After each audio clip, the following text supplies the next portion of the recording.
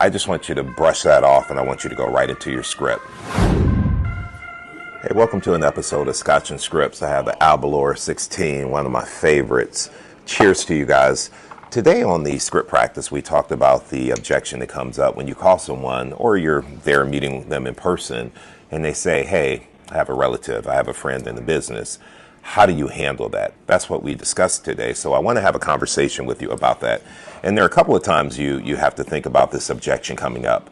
When it comes up in the beginning of a conversation and you call and they say, hey, my cousin's in real estate or I have a relative in real estate, I just want you to brush that off and I want you to go right into your script.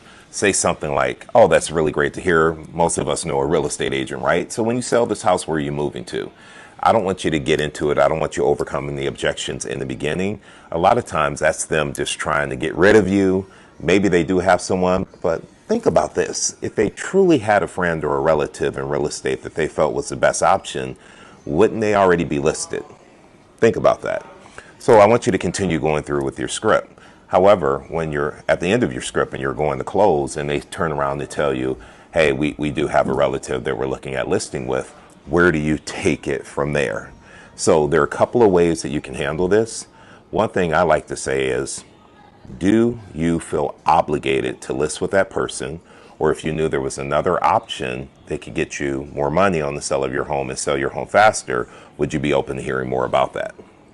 If they feel obligated, if they give me the reasons why they have to use that person, hey, it's my mother-in-law, my wife will kill me if I don't use her, then I'm not going to spend much time there. You know, that may be more of a condition versus an objection. I hope you know the difference between the two. However, if they kind of perk up and they're interested in hearing a little bit more, some of the things that you could say are, let me ask you a question.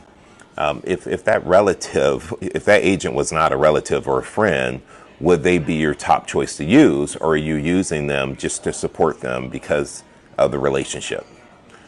If that's the reason, then we can handle that. There's a way to make this a win-win for everyone involved. As an example, I could easily say, hey, working with family can be tough. If things don't go well, you're not going to want to fire your friend. You're not going to want to fire your relative. You're not going to want to bring a lawsuit on your relative. So sometimes it's better to hire someone you don't know.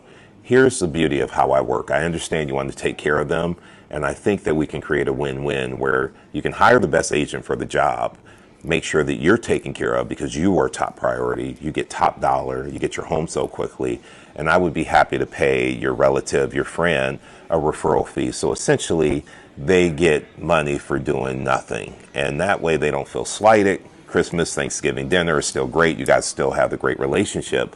But more importantly, your ultimate goal of getting this home sold for top dollar and getting it so quickly so that you can start your new life is accomplished. If I can show you a way to do that, would you be open to working with me? Would you be open to the conversation? Those are some of the things that we talked about today on script practice. And I need to tell you that if you have not been coming, you need to come. It's Fridays from 8:30 until 9:30 Eastern Time. It's a Zoom call. It's free. You go to the link in my bio, or you can just go to my name, davidradney.com, and you can register.